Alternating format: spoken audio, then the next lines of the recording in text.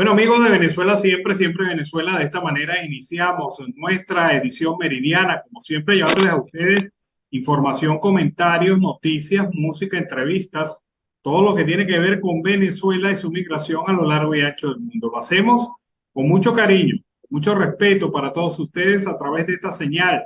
5 emisoras que se enlazan desde Aruba hasta el Arauca Binacional, llevándoles a ustedes la información en señal abierta, pero también nuestras opciones comunicacionales a través de la plataforma digital que nos permite llegar a ustedes a través y de manera inmediata en el streaming en cualquier parte del mundo y luego, si usted así lo prefiere, nos puede ver en diferido a través de todas nuestras redes sociales, nuestra página web siemprevenezuelaweb.com y también nuestro canal YouTube Siempre Venezuela.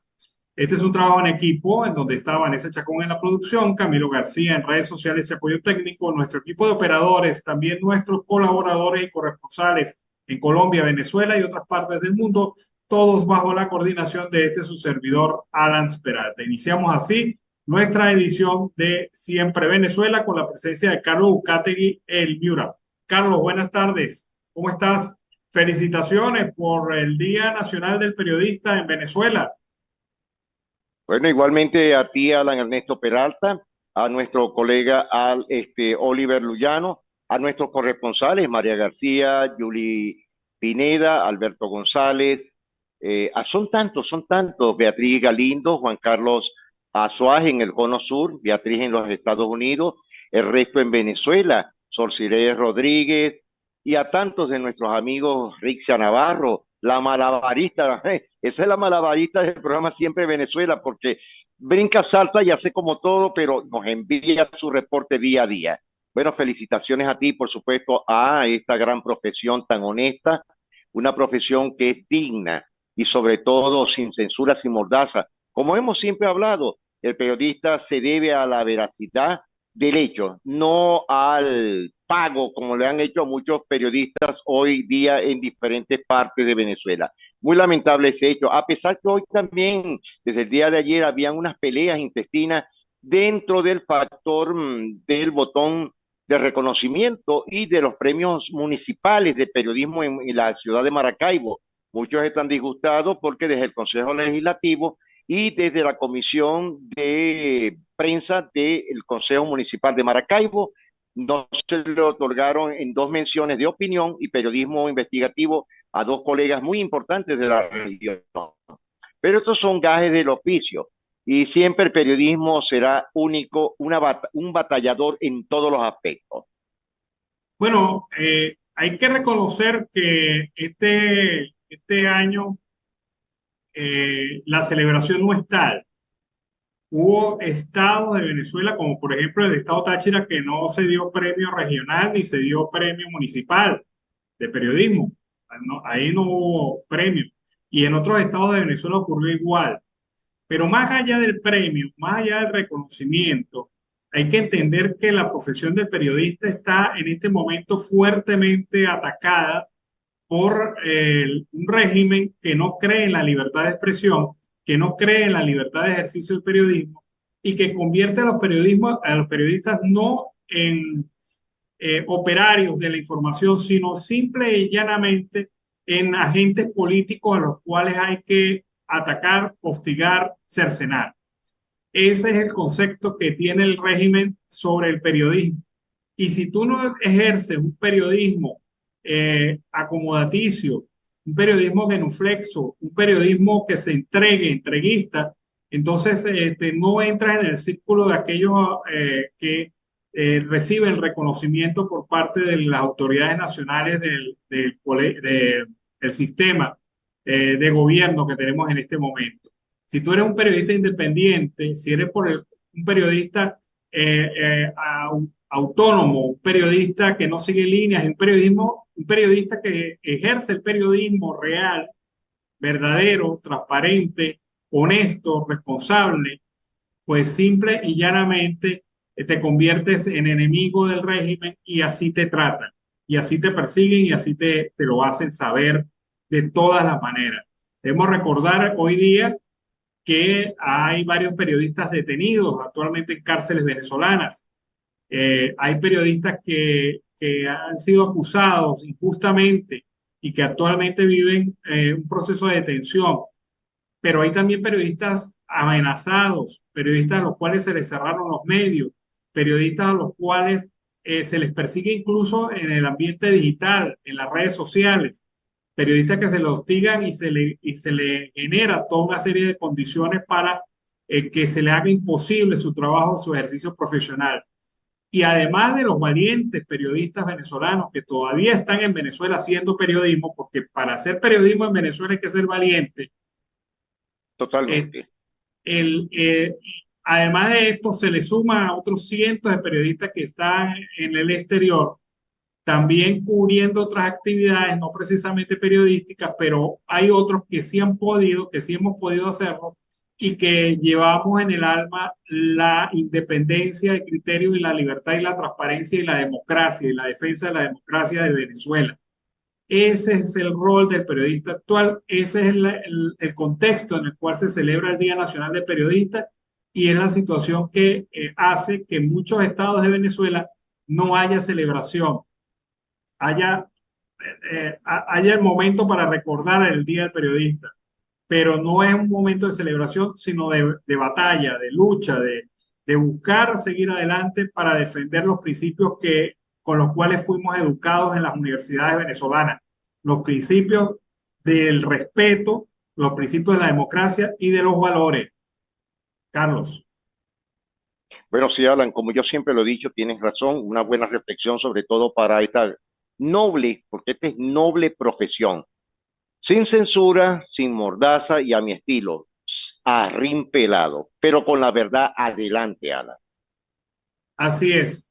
Bueno, después de haber hecho este comentario de periodistas del Día Nacional de Periodistas, debo recordarte que también hoy es el Día Nacional del Profesor Jubilado. Sí, señor. Así que, también a los profesores jubilados, a los docentes jubilados, mi reconocimiento, porque han dado una batalla durísima desde hace casi 2 años Única.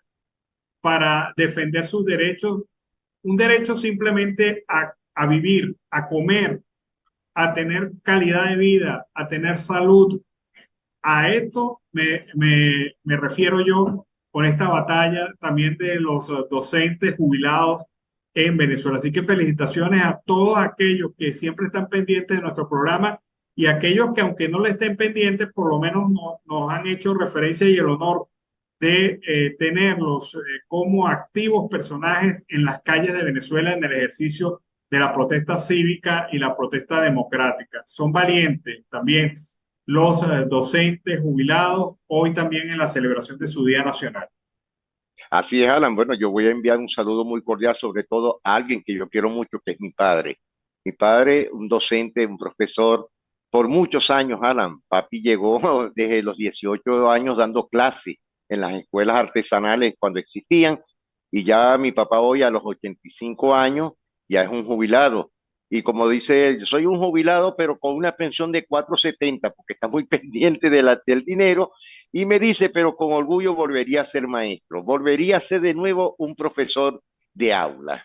Así que éxitos a mi papá que todavía sigue y a todo eso que tú indicas, Alan, que son cantidades que nos han enseñado valores que hasta el momento el gobierno no sabe lo que significa esa palabra. Bueno, vamos ahora con la noticia del momento. Resulta que la sala de cuestiones preliminares, la sala 1 de cuestiones preliminares de la Corte Penal Internacional ha dicho luz verde para que el fiscal Karim Khan prosiga con sus investigaciones sobre el caso Venezuela y se acabó la historia, se acabó la película para el régimen que ha saboteado con todos los argumentos habidos y por haber ha pretendido sabotear, descalificar, atacar, generar confusión y tratar de paralizar esta investigación que la Corte Penal Internacional a través del fiscal Karim Khan viene desarrollando sobre el tema de la violación de derechos humanos, crímenes de lesa humanidad cometidos por el régimen de Venezuela. Venezuela entonces se ratifica como el único país de América Latina investigado por crímenes de lesa humanidad, lo cual no es una cosa para estar orgulloso, pero No, para nada. pareciera que para el régimen es una cuestión banal, pero las 1875 peticiones que se hicieron ante la Corte Penal Internacional con casos individualizados de violación de derechos humanos hace ver que en este momento el régimen está acorralado. Y digo acorralado no por esa percepción de acorralamiento que alguien pueda tener de decir que ya van a caer. No, no, no. No es eso. Es el hecho de que se le están acabando los argumentos jurídicos para demostrar en instancia internacional que no son culpables o responsables de los crímenes de los cuales se le acusa. Y estos 1875 casos y manifiestos de voluntad de venezolanos que escribieron a la Corte Penal Internacional para solicitar la continuidad de la investigación demuestran a las claras que hay un país que espera su momento y su oportunidad para que estos irresponsables, estos violadores de derechos humanos paguen por los crímenes que han cometido. Pero fíjate, dijiste una palabra muy interesante, ¿no? Porque es nuestro algor popular. Le dieron luz verde. Es decir, que de aquí se van a descifrar muchos acontecimientos a futuro sobre el tema de la Corte Internacional Penal, Alan. Es decir, que aquí no van a objetar, no se van a quedar callados. Me imagino cómo serán esas causas y van a ser, pero volátiles. Es decir, que el gobierno no tiene esta vez, pero ni un ápice para poder defender su tesis de que es un gobierno humanitario, de que es un gobierno bla, bla, bla, bla.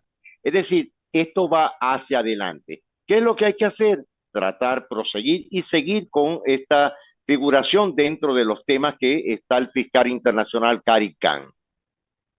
Bueno, en el comunicado publicado hoy por la Corte Penal Internacional sobre este tema, hay tres elementos que vale la pena destacar. El primero, para la percepción de la Sala de Cuestiones Preliminares, el régimen de facto ha realizado algunas actividades para atender a las solicitudes de la Corte y del fiscal Khan de que se adelanten investigaciones sobre casos de violación de derechos humanos en Venezuela. Sin embargo, dice el comunicado, estas acciones se han quedado en la acusación a los partícipes directos de la violación de derechos humanos, es decir, los perpetradores directos, pero no se ha investigado la cadena de mando. Y fíjate, ahí es donde tiembla esta gente, porque no se trata de meter preso al que disparó, al que torturó, al que manipuló pruebas o hizo algunas cuestiones para violar el derecho de los ciudadanos. No, se trata también de identificar la línea de mando, quién dio la Los orden, actores, los actores secundarios y principales también de esta circunstancia que ha convertido a Venezuela en objeto de investigación por crímenes de lesa humanidad. Este es un gobierno de torturadores. Este es un sí. gobierno de violadores de la ley, de la norma, de los derechos esenciales.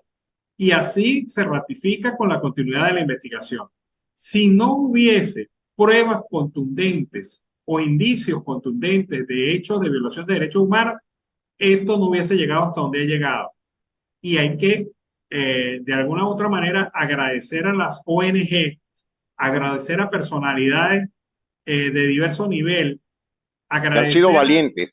al pueblo venezolano, a los denunciantes, a los 1875 denunciantes, a defensores de derechos humanos, a ONG de todo el país, que esto haya llegado hasta donde ha llegado porque da una ventana de esperanza de que algún día, quizás no hoy, quizás no mañana, pero sí en un tiempo vital, se podrá ver la sanción de estas personas que han violado derechos y que han convertido a Venezuela en un centro nacional de tortura. Así hay que ver a Venezuela en este momento, Carlos. Y hay Sí. una cosa también importante, interesante sobre este tema.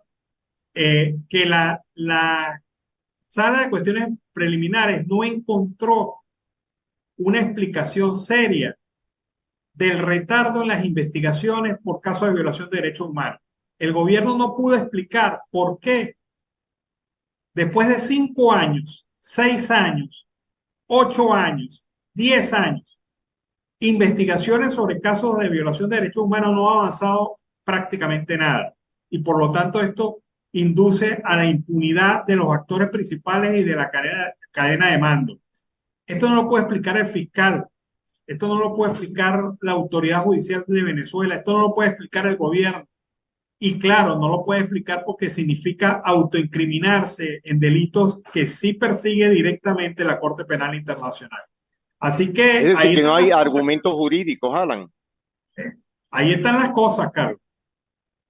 La pregunta, ahí no hay argumentos jurídicos legales para que estas personas, aparte de todo, estén detenidos, como en el caso del doctor Javier Tarazona de Fundarredes, Alan. Sí, ahí el tema es que el gobierno se quedó en los legüeyelismos y las actuaciones de fanfarria. Es decir, el gobierno quiso decir que cambió el Tribunal Supremo de Justicia cumpliendo las solicitudes del organismo de derechos humanos de carácter internacional y lo que hizo fue un cambio falso, una, una falsa modificación. Cambió todo para no cambiar absolutamente nada. No investiga, no atiende las solicitudes de las personas, sigue violando derechos humanos. El caso de los sindicalistas detenidos de Sidor es una violación de derechos humanos porque estas son personas que tienen 15 días sin que se les vea el rostro y uno presume lo peor, presume que han sido torturados de tal manera que ellos no quieren mostrar la cara y los rostros y evidenciar otra vez más que han violado derechos esenciales de estos ciudadanos. Pero es un gobierno que violó derechos, sigue violando derechos y no muestra arrepentimiento ni intención de cambiar esta política de Estado. La tortura como política de Estado para el control social. Esos son los temas, Carlos, que deslizan después de la decisión de la Sala de Cuestiones Preliminares de la Corte Penal Internacional, que ha decidido este tema vital, importante para el país, y ahora vendrá la reacción del régimen. Todavía hasta este momento, hasta esta hora, no se han pronunciado sobre el tema, pero es que quedaron mudos. Así que van a tener que preparar una buena respuesta que nadie les va a creer, por cierto, para justificar el por qué Venezuela, el régimen de facto, es el único gobierno de América Latina investigado por crímenes de lesa humanidad. Ahora yo me pregunto, ¿se sentirán cómodos sentándose en la misma mesa el resto de presidentes latinoamericanos con un violador de derechos humanos, con una persona que está siendo investigada por violación de derechos humanos? No creo, Ahí, no creo. ahí está la Va a ser pregunta. bastante difícil, va a ser cuesta arriba para ellos, Alan. Mira, los argumentos que tiene actualmente Venezuela o el régimen de facto de Nicolás Maduro y su séquito no van a poder contrarrestar a la situación que tiene el fiscal Karim Khan. Y por supuesto, ahí no solamente el fiscal Karim, es la cantidad de personas, abogados, jurisconsultos especializados en este tema de lesa humanidad que se los hará saber y habrá un informe que será y no preliminar, Alan. Pero el gobierno no tiene argumento alguno para poder escamotear lo que están indicando estas personas. Como lo dices tú, son 1.875 expedientes, fuera de lo que están viendo a diario de lo que está pasando en el país. Porque para ellos no va a ser un escape de dejar ver las redes sociales, de ver lo que está pasando realmente en el campus periodístico, en el campus comunicacional. Y fuera de eso, de los amigos de lo que están pasando, tanto en las embajadas del país, porque acuérdate algo, las embajadas están entrelazadas y se están viendo muchas cosas que no se había visto en los últimos meses. Bueno, ¿dónde queda la percepción negativa que se tiene sobre Venezuela que señalaba Lula.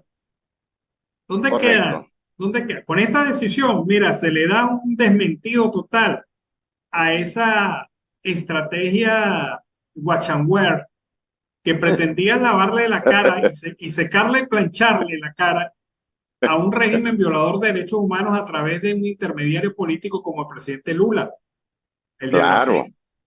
Cuando Lula dice mayor ofensa que esta no puede haber, cuando Lula dice que en Venezuela hay una construcción de un Estado violador de derechos humanos, pues obviamente lo de hoy es un desmentido.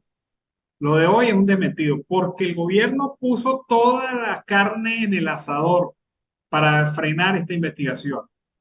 Y ahora no solamente tiene la investigación, sino que también autorizó a la oficina de la Corte Penal Internacional instalarse en Venezuela. Que ojo, este es el gran logro de la última visita de Karim Khan al país. No como mucha gente de manera tonta y de manera superficial. Lo ha satinizado, Alan. Sí, pretendió decir que porque Karim Khan se reunió con Maduro, entonces ya lo compraron. No, es que ahora lo que viene es joropo. Póngase las Claro. alpargatas, Maduro y gobierno de Y facto. hay que acordarse de algo, que Karim no es gringo, es inglés, es británico. Claro.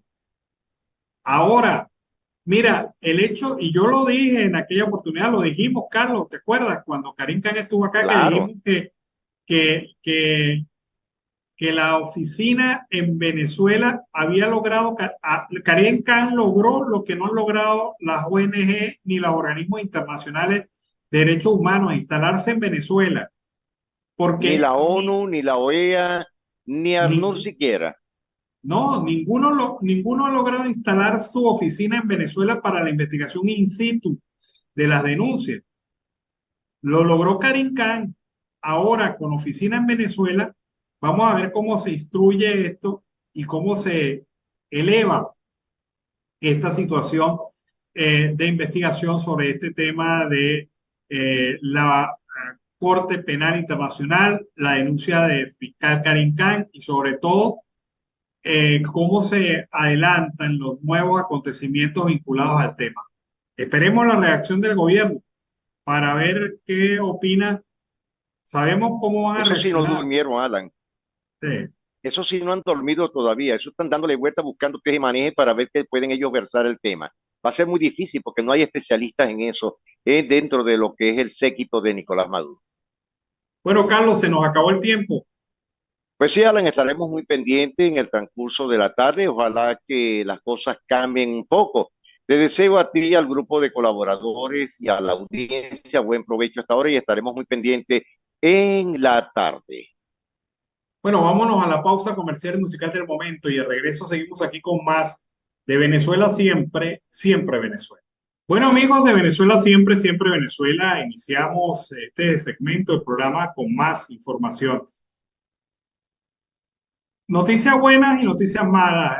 Hemos comentado hace rato la decisión, la recuperación por parte de Citgo del 49,9% de las acciones que estaban en poder de Rosneft, la empresa petrolera rusa.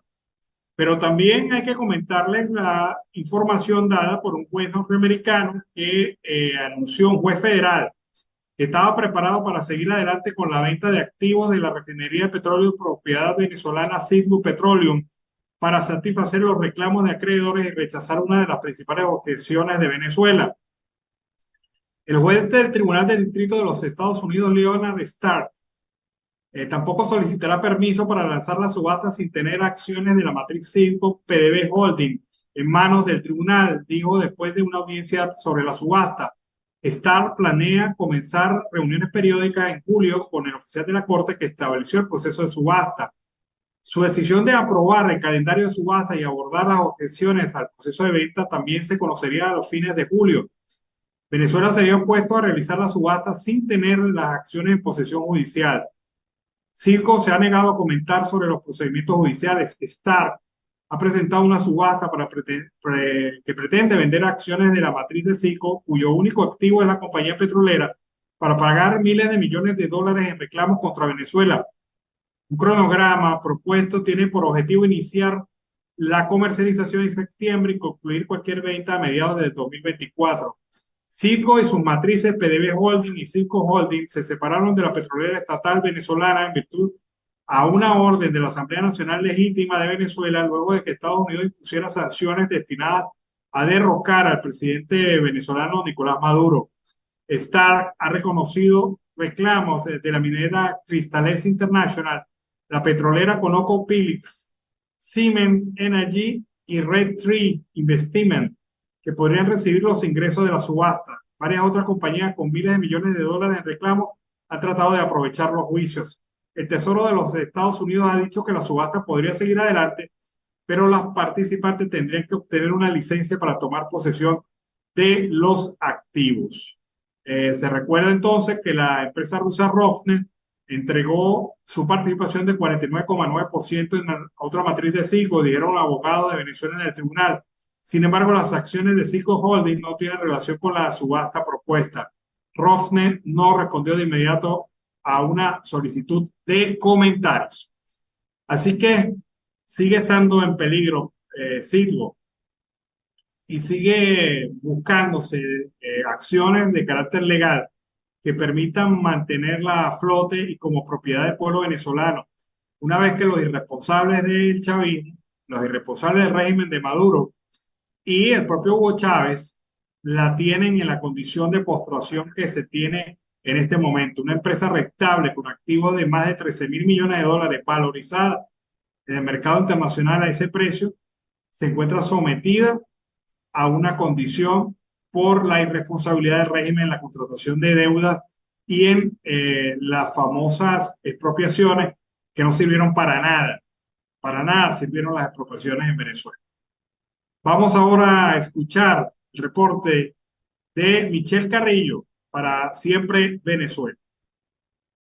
Saludos y bendiciones para Alan Peralta, Carlos Miura-Uzcategui y a toda nuestra querida audiencia de Siempre Venezuela Radio.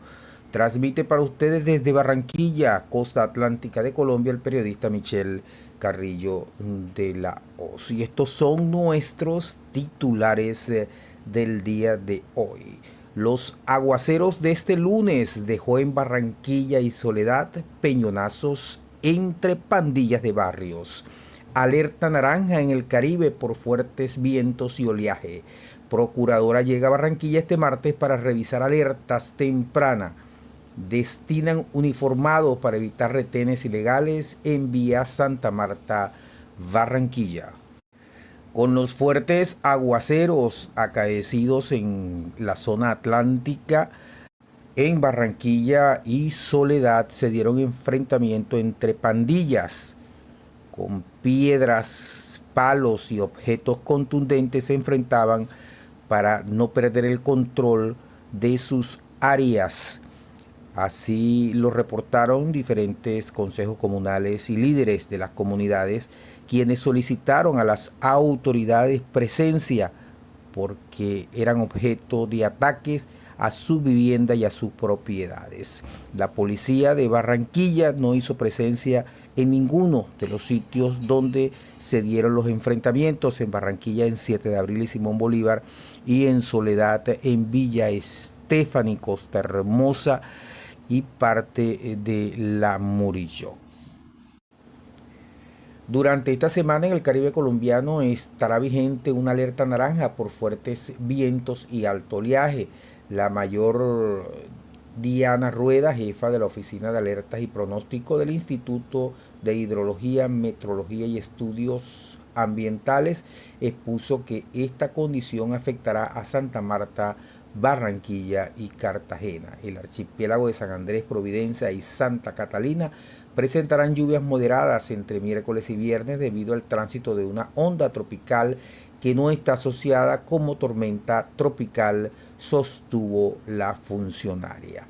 Dicha onda tropical, de acuerdo con la funcionaria, también genera lluvias en la zona de centro de La Guajira y en la Sierra Nevada de Santa Marta. con el objetivo de vigilar de cerca cómo avanza en los territorios del estado de las alertas tempranas. Llega este martes 27 de junio a Barranquilla la Procuradora General de la Nación, Margarita Cabello, para asistir a la Comisión Intersectorial para la Respuesta Rápida de las Alertas Tempranas. Lo anterior con el fin de verificar que las entidades responsables estén cumpliendo con las actuaciones disciplinarias a que haya lugar. La reunión se llevará a cabo este martes 27 a partir de las 2 de la tarde en el Salón Amadeus del Hotel Hilton Garden, carrera 53 con calle 100. La jefe del Ministerio Público abordará las observaciones frente al funcionamiento del sistema de alerta temprana. Conocimos que el jefe del Ministerio Público llamará la atención de los funcionarios responsables de cumplir con las recomendaciones plasmadas en cada alerta temprana para que tomen las medidas que correspondan para mitigar o conjugar los riesgos advertidos y evaluará las acciones disciplinarias a las que haya lugar frente a la inobservancia. Lo anterior, después de haber manifestado su preocupación frente al bajo nivel de cumplimiento en estas alertas y respuestas de los gobiernos frente a las mismas, durante la instalación de la Comisión del Ministerio Público para el seguimiento a las respuestas rápidas y a las alertas tempranas el pasado 20 de junio, donde también dispuso la creación de un grupo especial que investigará las conductas que se deriven del incumplimiento de la alerta temprana. Ante la constante denuncia de viajeros que transitan por la Troncal del Caribe en jurisdicción del Departamento del Magdalena por los constantes bloqueos viales, la Policía Metropolitana dispuso grupos de uniformados para atacar dicha problemática. Así lo confirmó el teniente coronel Joan Borda, comandante del tercer distrito de la Policía Metropolitana. La Policía Nacional dispuso de toda la capacidad logística para poder minimizar y reducir este tipo de actividad y se han realizado puestos de control fijo. Se aumentó el número de patrullajes de policía de tránsito y transporte, además de unidades de inteligencia policial y policía judicial. Esto con el fin de minimizar cualquier tipo de intención de hurto que se pueda llegar a presentar y acabar esta mala práctica que están realizando estos jóvenes. El oficial agregó que estos eventos se vienen presentando desde hace más de 15 días en el tramo vial entre el municipio de Ciénega y el corregimiento de Tasajeras. Se generan 3 bloqueos diarios, tanto en la mañana como en la tarde. Esto obedece no solo a jóvenes que colocan cuerda, sino a residentes de este sector, los cuales manifiestan su inconformidad por la mala prestación de servicios públicos, además de educadores por falta de pago y funcionarios de la alcaldía de Ciénega por el mismo motivo. Por otro lado, se conoció que estos jóvenes, en su mayoría menores de edad, aprovechan el gran flujo vehicular para obstaculizar el paso de manera transitoria y aprovechar la oportunidad para pedirles dinero a los conductores. Debemos anotar que esta práctica la realizan en estas temporadas porque se avecinan las fiestas de esta jurisdicción, finalizó diciendo el funcionario. Y con esta nota llegamos al final de nuestra transmisión por el día de hoy desde Barranquilla, costa atlántica de Colombia. Transmitió para ustedes el periodista Michel Carrillo de la O. Será hasta una próxima oportunidad. Bueno, seguimos aquí en Venezuela, siempre Venezuela. Al menos 20 colegios privados de Nueva Esparta se encuentran a punto de cierre por la asfixia que le producen los gastos operativos y sobre todo el pago de tributos municipales, regionales y nacionales, además del alto costo de los servicios públicos. Eso los está obligando a evaluar si continuar de aula abierta el próximo año escolar, ya que con una morosidad del 30 y 50% es imposible mantener operativas las instituciones educativas privadas. La advertencia viene del presidente regional de la Asociación Nacional de Institutos Educativos Privados, capítulo de Nueva Esparta, DIEP, Luis García, que refirió que los montos que deben desembolsar en tributos oscilan entre los 800 y 3.000 dólares durante el año escolar. Cuando realizamos la estructura de costos para el año escolar, no contábamos con el cobro exagerado de permisos de bomberos, como tampoco con el incremento de servicio eléctrico, la colección de desechos sólidos, compra de cisternas de agua. Indicó que los colegios privados de Nueva Esparta deben comprar camiones cisternas todas las semanas, porque la empresa hidrológica del Caribe no les garantiza el suministro de vital líquido para las operaciones cotidianas. Y esta es una situación que lamentablemente viven cientos de colegios privados en el resto de Venezuela. Vamos a escuchar el notiaudio del Pitazo alianza informativa entre esa organización y Siempre Venezuela. Notiaudio, El Pitazo, un preciso resumen de lo que ocurre en toda Venezuela, con Catherine Medina. Saludos, estimados oyentes. A continuación hacemos un repaso informativo por las noticias más destacadas hasta este momento. Comenzamos. Los estafadores usan inteligencia artificial para clonar voces. Esto es lo que debes saber. Ahora la inteligencia artificial ha abierto las puertas para la clonación de voces, un arma que los estafadores ya están usando a su favor. Para evitar ser víctima de este tipo de estafas, la empresa de antivirus McAfee recomienda establecer una palabra secreta de seguridad con familiares y amigos, precisamente para corroborar la identidad en caso de recibir una llamada sospechosa. Otro consejo de ciberseguridad es examinar bien los links que se reciben por redes sociales o plataformas de mensajería como WhatsApp, ya que podría tratarse de un link malicioso que permita a los estafadores el acceso a nuestros registros telefónicos. El Duque despertó del coma tras casi 2 meses en cuidados intensivos. El hijo del Contralor General Elvis Amoroso, Jesús Hidrobo, estaba en coma desde mediados de abril de 2023, luego de sufrir una complicación en una cirugía capilar. Los médicos que lo atendieron enfrentan un proceso judicial y uno de ellos está detenido desde el 8 de junio. Una fuente cercana al también artista dijo al Pitazo que fue trasladado a su casa para rehabilitación y terapias. Policía detiene a 23 miembros del Tren de Aragua en Colombia, 15 son venezolanos. La justicia colombiana encierra en prisión por los delitos de homicidio, concierto para delinquir, narcotráfico y extorsión a 23 personas que supuestamente están vinculadas al grupo criminal venezolano Tren de Aragua. Las detenciones de 15 venezolanos y 8 colombianos se ejecutaron durante la semana pasada en medio de un operativo conformado por funcionarios de la Policía Nacional de Colombia y el grupo de élite de la Dirección Antisecuestro y en el que también colaboró la Fiscalía General de la Nación. Luis Ratti confirma que solicitó inhabilitación para María Corina Machado, Capriles y Superlano. Ratti indicó que espera que la Comisión de Política Interior y la Comisión Contraloría de la Asamblea Nacional también sean parte de estas investigaciones y de las inhabilitaciones que pide. La procedencia de los fondos de campaña de las primarias y de estos dirigentes son oscuros y viciados, aseguró. INAC autoriza a LATAM Colombia vuelos entre Caracas y Bogotá.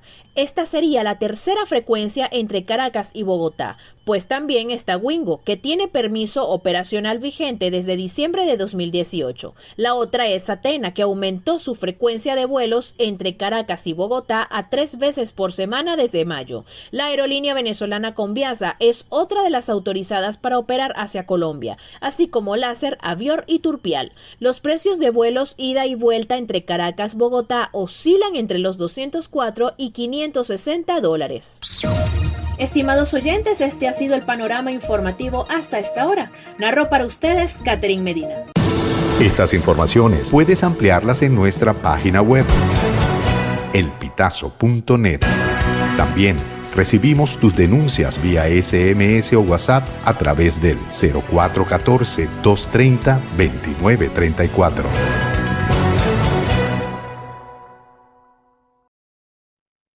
Bueno, seguimos aquí en Venezuela, siempre Venezuela. Fundaredes está señalando a través de una investigación el incremento de la trata de personas en la frontera binacional colombo-venezolana.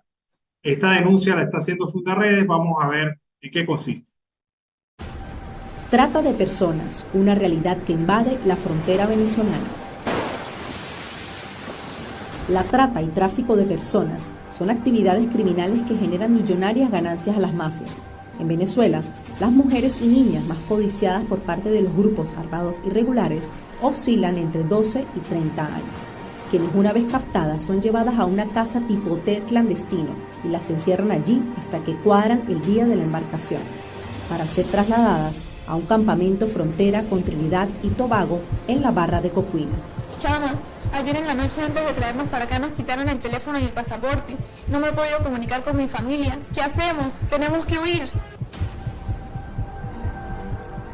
El Sindicato de Barrancas, banda integrada por más de 300 hombres armados, es uno de los pioneros en la trata de personas.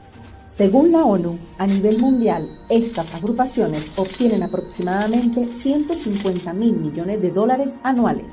producto de la comercialización de niños, niñas, adolescentes, hombres y mujeres, que una vez entregados son sometidos a diversas formas de esclavitud moderna, trabajo forzoso, mendicidad ajena, matrimonio servil o servidumbre, así como esclavitud sexual. Los audios utilizados en este micro son referenciales. Funda Redes, haciendo tejido social. Bueno, amigos de Venezuela, siempre Venezuela, seguimos aquí con más información. El portal informativo Efecto Cocuyo publica una serie de entrevistas realizadas hoy a defensores de derechos humanos y a gente vinculada al tema de crímenes de lesa humanidad en Venezuela, los investigadores, los analistas, las ONG, etcétera. Y este trabajo tiene algunos datos interesantes. Ahora que se le ha autorizado al fiscal Khan continuar con la investigación, ¿qué va a ocurrir con este caso? A propósito de eso, el activista de derechos humanos Ali Daniels de la ONG Acceso a la Justicia ha dicho que con esta decisión ha quedado demostrada que sí ha habido retardos en el proceso. Y esta no es responsabilidad de la Corte Penal Internacional, sino de las estrategias dilatorias del gobierno venezolano, como la última acción de querer responder a las víctimas. Es un día de justicia para las víctimas. Se les está diciendo que sí puede haber justicia, subrayó Daniels, que sigue en el largo proceso iniciado en el 2008, cuando se abrió el examen preliminar por asuntos de crímenes de lesa humanidad.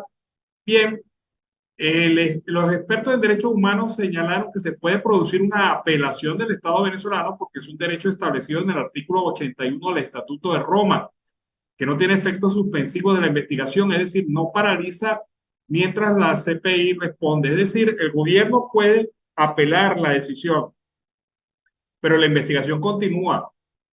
Y esto significa que el fiscal Khan ya tiene la luz verde para actuar, para profundizar con los casos, con las investigaciones. Gómez Guaymara advirtió que el gobierno venezolano debe evaluar bien si apela en esta oportunidad, porque luego no podría hacerlo en el transcurso de un caso que se presente mediante el fiscal Khan. Igualmente indicó que la sala de cuestiones preliminares deja la puerta abierta para que Venezuela demuestre que su conducta ha cambiado con verdaderas investigaciones sobre los hechos denunciados. A pesar de lo que el gobierno ha dicho, no ha demostrado por qué no hay crímenes de lesa humanidad y eso la sala lo critica.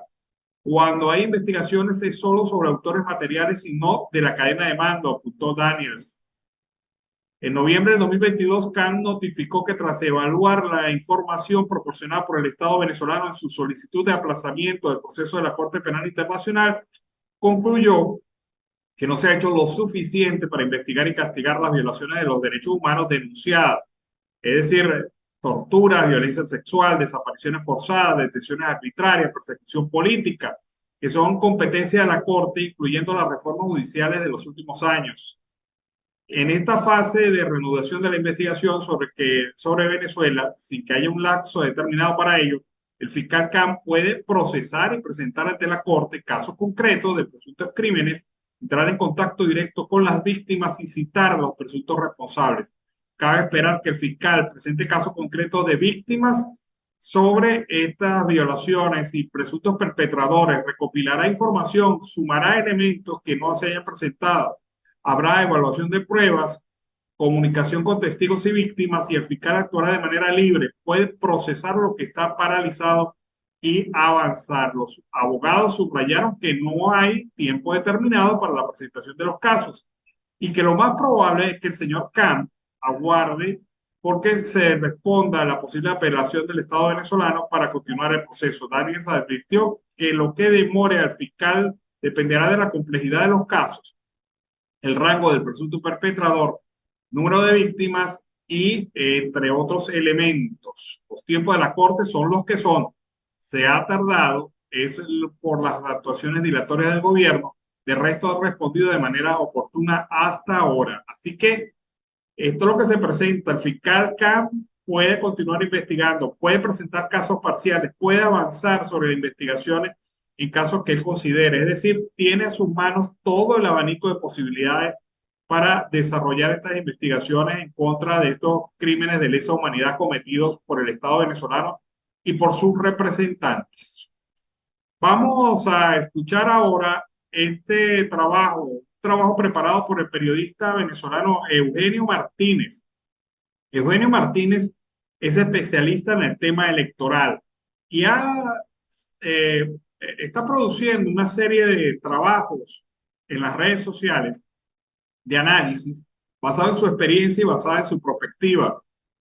Da su perspectiva en relación al tema de las inhabilitaciones políticas, que es el que se ha derivado luego de las inscripciones de los candidatos formales a las primarias. Escuchemos este material del periodista Eugenio Martínez sobre el tema de las inhabilitaciones.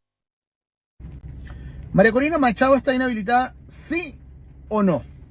¿Alguno de los 14 candidatos que está inscrito preliminarmente para la primaria está habilitado y puede participar en la elección presidencial del año 2024 en caso que gane la primaria? Acompáñenme. Desde el año 2006, el chavismo y ahora el madurismo han utilizado la inhabilitación como un arma política para definir con quién se enfrentan. De hecho, fue el contralor Claudio Osvaldo Rusián quien inventó las inhabilitaciones administrativas y políticas como pena accesoria, basándose en el artículo 105 de la Ley Orgánica de la Contraloría, ley que contradice a la Constitución Nacional en 2 artículos. En otras palabras, la inhabilitación es inconstitucional, tal como lo viene aplicando el chavismo, la Contraloría y el CNE desde el año 2006. Sin embargo, a la fecha hay 5.573 personas que están inhabilitadas para ejercer cargos públicos, cargos de elección popular además. ¿Es María Corina Machado una de estas? Seguimos desarrollando el tema. En 2015, la Contraloría impuso una inhabilitación de 12 meses a María Corina Machado por haber aceptado el ofrecimiento del gobierno de Panamá en ese momento para ser embajadora y poder hablar, tener un derecho a palabra, ocupando el puesto de Panamá en la Organización de Estados Americanos. Esa inhabilitación de 12 meses se venció, como es evidente, hace 7 años. La Contraloría, una vez vencido esta inhabilitación, tiene que notificarle al Consejo Nacional Electoral que la persona objeto de esta medida ha cumplido con esta pena accesoria. A veces la Contraloría lo hace, a veces no. El caso de Richard Mardo en 2021 es el mejor ejemplo. Mardo no pudo participar en las elecciones regionales de 2021 porque, aunque su inhabilitación se había vencido, la Contraloría nunca le informó al CNE, ni nunca estuvo interesada en informar al CNE que Mardo podía participar en las elecciones regionales, aunque Mardo intentó que la Contraloría se lo notificara al Consejo Nacional Electoral. El caso de María Corina Machado es complejo porque la única información pública oficial es justamente la de inhabilitada 12 meses en 2015 y vencimiento en 2016. En 2021, para las elecciones regionales, cuando se pensaba que María Corina podía aspirar a la gobernación del estado Miranda, se consultó en el sistema de postulaciones del CNE si tenía algún tipo de restricción. Y no la tenía. María Corina en 2021 estaba habilitada.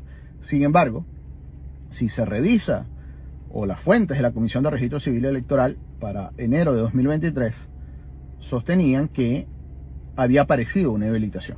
Puede ser la misma de 2016, puede ser otra, no lo sabemos. O simplemente la Comisión de Registro Civil Electoral del CNE no estaba diciendo la verdad. En todo caso, usted dirá que la única forma de comprobar esto es preguntarle al CNE. Sin embargo, la página del CNE, que en el pasado servía para verificar quién estaba inhabilitado y quién no, ya no es una fuente confiable para esta información. Vamos a poner el caso de David Smolansky para comparar todos los demás. Smolansky no está aspirando a la primaria, vale acotar. Sin embargo, si buscamos el registro electoral de David Smolansky, lo van a ver en pantalla en este momento, van a ver que su cédula de identidad tiene una objeción. Y esa objeción imposibilita a Smolansky de inscribirse ante el Consejo Nacional Electoral. Si buscamos a María Corina Machado, y ya lo deben tener en pantalla, no existe esta inhabilitación, no existe esta objeción. Sin embargo, esto no significa nada, porque si buscamos la de Enrique Capriles Radonsky, tampoco aparece alguna objeción para Enrique Capriles Radonsky, tampoco aparece una objeción para Freddy Superlano, no aparece una objeción para Juan Guaidó, a pesar de todo lo que se ha dicho, no aparece ni siquiera una objeción para Leopoldo López, a pesar de todo lo que ocurrió con Leopoldo López en los últimos 5 años. Es decir, no nos podemos guiar por lo que dice el CNE. Hay que guiarse por lo que dice la Contraloría General de la República, y lamentablemente la Contraloría General de la República guarda silencio sobre este tema desde 2018. Es decir, desde 2018 solamente dice la cantidad de personas inhabilitadas, pero no dice quiénes son, la causa y por cuánto tiempo están inhabilitadas las personas que son objeto de alguna medida administrativa por parte del Contralor, que, como ya dije, inconstitucional porque viola 2 artículos de la Constitución. Así que en líneas generales, de los principales 14 candidatos que preliminarmente están compitiendo en la primaria, 2 de ellos, Capriles y Superlano, hay evidencia que están inhabilitados por 15 años. Hay otros casos donde hay un asterisco importante, porque vienen de la Asamblea Nacional del año 2015, que son del Celso Solórzano, Carlos Prosperi, Tamara Adrián, y hay casos como el de María Corina Machado y César Pérez Vivas, por ejemplo, que se supone que ya cumplieron su inhabilitación, pero la Contraloría no sabemos si se lo informó al CNE o no se lo informó. Vale recordar que en el año 2021, ya para cerrar, redondear el tema, Freddy Superlano se logró postular, ganó la elección del Estado de Barinas y apareció una inhabilitación extemporánea. Aquí se empezó a desatar la crisis entre Pedro Calzadilla, el presidente del CNE, y el madurismo, vale decir. Apareció una inhabilitación para que Freddy Superlano no pudiese ser proclamado por el Consejo Nacional Electoral. Es evidente que se necesita, primero, aclarar quién está inhabilitado o no, aunque sea inconstitucional, para saber los próximos pasos que tiene que tomar la oposición en función de esa persona, especialmente si gana la primaria, y también para llevar este tema a una mesa de negociación, si en algún momento sea esa mesa de negociación, porque al final la inhabilitación se utiliza como arma de negociación, el chavismo lo utiliza como arma de negociación, así lo hizo en 2021, le levantó la inhabilitación a prácticamente a 20 candidatos que tenían algún tipo de restricción para participar en esas elecciones. Soy Eugenio Martínez, @Puskas, larga vida y prosperidad para todos ustedes.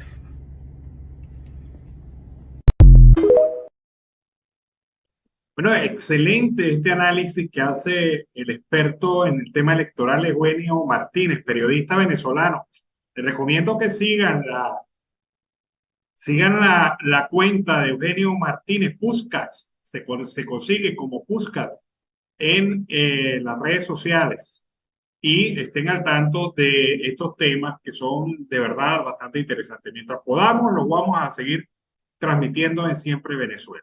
Bueno, amigos de Venezuela Siempre, Siempre Venezuela, seguimos aquí en el último segmento del programa, el último pedacito de torta, el más apetecido por muchos. Seguimos con más información. El exdirectivo de PDVSA, Rafael Reiter, fue detenido la semana pasada en Barcelona, España, informaron fuentes a la página de noticias argentina Infobae. En una nota publicada hoy, Infobae detalló que la Policía Nacional de España efectuó la detención de Reiter tras una petición del Tribunal Supremo de Justicia venezolano para extraditar a sospechoso, personaje clave en el esquema de desvío y blanqueo de millones de dólares de la petrolera estatal venezolana. El funcionario seguirá detenido en España sin fianza posible hasta que se defina su extradición, dijeron fuentes judiciales. Su defensa intentará dilatar lo máximo posible el proceso. El expediente vigente en la Audiencia Nacional sobre PDVSA podría ser un inconveniente para extraditar a Reiter al país. La investigación ha avanzado, por lo que sus próximos pasos podrían verse dificultados si el sospechoso es enviado a Venezuela. Reiter es señalado por la justicia venezolana de haber lavado dinero de la corrupción a través de un entramado montado en Andorra. Según la investigación realizada por el portal informativo Armando Info, el exfuncionario se convirtió en una suerte de comando de película al frente de la aburrida gerencia de control de pérdidas de PDVSA. El portal investigativo subrayó que el hombre llevaba maletines en efectivo aliados del gobierno en el extranjero y llegó a ser la mano derecha de Hugo Chávez y Rafael Ramírez cuando había encomiendas peligrosas. A cambio recibió pago como proveedor de PDVSA y para ocultarlos preparó una estructura compleja financiera que pasa por Barbados e Islas Vírgenes y termina en la isla Cook. A mí lo que me da risa de todo esto, se lo voy a confesar, es que usted ve la foto de este señor Reiter y le ve una cara de inocentón que no se la brinca un venado. Pero este inocentón, al parecer, era el hombre que manejaba oscuros negocios dentro de PDVSA. Seguimos acá en Venezuela, siempre Venezuela. Vamos a escuchar a nuestra corresponsal, Sorciré Rodríguez, quien nos trae un trabajo desde la región andina, Táchira, Mérida, Trujillo, en la cobertura para Siempre Venezuela. Gracias Alan Peralta y Miura Uzcategui por este contacto informativo a través de Siempre Venezuela, Radio Noticias desde la Cordillera Andina en Venezuela con este almuerzo comunicacional. Y es que las noticias que están en el tapete y en el telón es que desde que el gobierno venezolano expropió y quebró Agropatria, el acceso a suministros agrícolas es más costoso y difícil para los productores del campo, cuyos derechos humanos son violados constantemente por el Estado venezolano. Las recientes noticias sobre la detención de 2 agricultores por aparecer en videos botando cosechas que no podían transportar a los mercados debido a la falta de gasolina indignaron a la población venezolana. Quizás por ello, el tamaño de la injusticia, los detenidos fueron liberados a los pocos días. Sin embargo, la detención de personas que denuncian violaciones de derechos humanos o la ineficiencia del régimen de Nicolás Maduro son recurrentes como mecanismos de intimidación y amedrentamiento. Entre tanto, el Observatorio de Derechos Humanos de la Universidad de los Andes introdujo una denuncia ante la Defensoría del Pueblo del Estado Mérida sobre el impacto que tiene la escasez de combustible en los derechos humanos de los habitantes de la región andina, donde específicamente exigen al defensor que intervenga por los ciudadanos y cumpla con sus deberes de promover soluciones a la escasez de combustible, ya que no solamente los agricultores venezolanos padecen la escasez de combustible, indispensable por supuesto para transportar sus productos hacia los mercados nacionales, así como todo el proceso de siembra, cultivo y cosecha. El Estado venezolano también viola sus derechos y los de sus familias, limitando además su derecho al trabajo al no garantizar condiciones equitativas y satisfactorias, como lo establece el artículo 23 de la Declaración Universal de los Derechos Humanos.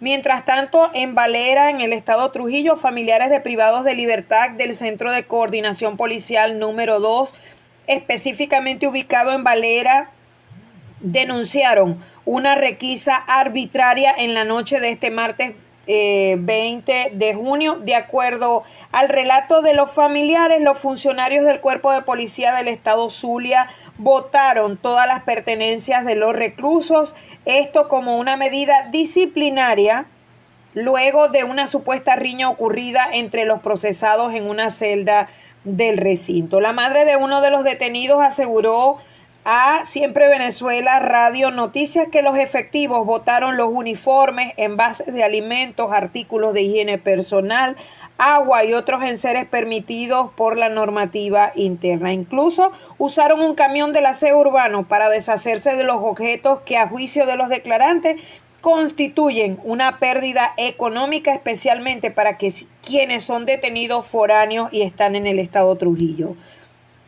Además de eso, el gobierno del presidente Nicolás Maduro, a través de la Fuerza de Tareas Andes 2023, mantiene activa la maquinaria Jumbo en el sector Quebrada.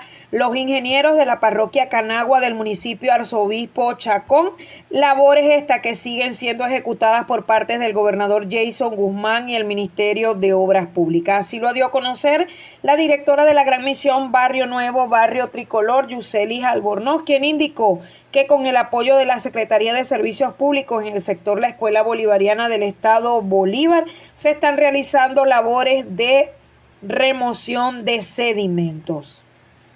Entre tanto, nos vamos a la frontera, donde los transportistas de frontera denuncian obstáculos para el ingreso a Colombia. En este caso, Celestino Moreno, quien es vocero de los 400 transportistas que hacen vida en frontera, denuncia que siguen las trabas por parte de las autoridades de tránsito en Colombia para poder ingresar a la zona metropolitana de Cúcuta. Así afirmó que a pesar de haber adquirido el SOAC y la revisión tecnomecánica, ahora les están pidiendo la tramitación de otra póliza de seguro, mientras el vehículo colombiano se le facilita el ingreso al Táchira. Estas son las noticias que están en el telón de este lado de la cordillera andina. Y para culminar, el gobierno venezolano anunció el día de ayer que los venezolanos podrán tramitar citas para apostilla en Cúcuta, Colombia, informa el gobierno de Nicolás Maduro, y a través del portal web de la Oficina de Atención de Citas del Sistema de Legalización y Apostilla Electrónica está activa esta opción desde el Consulado General de Venezuela en Cúcuta. Los ciudadanos interesados en el trámite pueden solicitar su cita a través del portal Legalización VE del Ministerio Público según el terminal de su número de cédula de identidad. Y ya para culminar, tenemos que el gobernador del estado Táchira, Freddy Bernal, informa a través de su reporte semanal sobre las irregularidades que se están presentando en los municipios fronterizos con las líneas ilegales, considerando esta situación como una batalla permanente. El gobernador Freddy Bernal dice textualmente: si quieren tener rutas, tienen que legalizarlas, pagar los impuestos, sacar los permisos. No podemos permitir rutas ilegales en frontera porque aquí estamos con la legalidad, aseguró el mandatario. Asimismo, reiteró su apoyo irrestricto a las compañías de transporte que por casi 50 años han mantenido sus rutas establecidas. Para Siempre Venezuela Radio Noticias, desde Venezuela y la cordillera andina, un feliz Día Nacional del Periodista para Miura Uzcategui y Alan Peralta. En Venezuela celebramos el Día Nacional del Periodista, y qué más haciéndolo de esta manera que trabajando e informando desde Venezuela para todos los oyentes de Siempre Venezuela Radio Noticias. Sorciré Rodríguez, CNP 15959. Bueno, el reporte de Sorciré Rodríguez, sí, hay que recordar, hoy es el Día del Periodista en Venezuela y lo celebramos trabajando en nuestro equipo de corresponsales, nuestros colaboradores, todas las personas que producen este programa en sus 3 ediciones, porque tenemos 3 ediciones, recuerden ustedes, la edición Aruba, la edición meridiana, que es esta, y la edición vespertina, que es en el horario de la tarde de 4 a 6 horas Colombia. Así que Siempre Venezuela, 3 veces al día, como la buena comida. Sí, hoy es el Día Nacional del Periodista. Hay que recordar la necesaria defensa de la libertad de opinión, la libertad de expresión, la libertad de ejercicio del periodismo, la libertad de comunicar, la libertad de disentir, la libertad de fijarse su propio destino frente a un gobierno opresor, manipulador, controlador y violador de derechos humanos, tal y como hoy lo ratifica la continuidad de la investigación en la Corte Penal Internacional. Vamos a esperar que este tema permita soñar con la libertad de Venezuela, y es el deseo de todos los periodistas venezolanos que esa libertad se concrete, y creo que es la máxima petición que haríamos hoy en el Día Nacional del Periodista. Un gran abrazo para todos. Este es un trabajo en equipo en donde ha estado Vanessa Chacón en la producción, Camilo García en redes sociales y apoyo técnico, nuestro equipo de operadores, también nuestros comunicadores, colaboradores, corresponsales en Colombia, Venezuela y otras partes del mundo, todos bajo la coordinación de su servidor, Alan Peralta. Nos despedimos entonces, hasta más tarde, en la edición vespertina de Siempre Venezuela a través de estos mismos canales de 4 a 6 de la tarde. Y como siempre les digo, muy buen provecho. Siempre Venezuela es un programa que te brinda las mejores noticias, comentarios, análisis, entrevistas y música. Información sin censura en la voz de los protagonistas. Todo un equipo de producción de primer nivel. Siempre Venezuela lo encontrarás en las radios de tu preferencia. O si no, visítanos en nuestras plataformas digitales. Siempre Venezuela Radio. En Instagram, Facebook y Twitter. De lunes a viernes le decimos lo que en Venezuela prohíben. Porque somos Venezuela siempre, siempre Venezuela.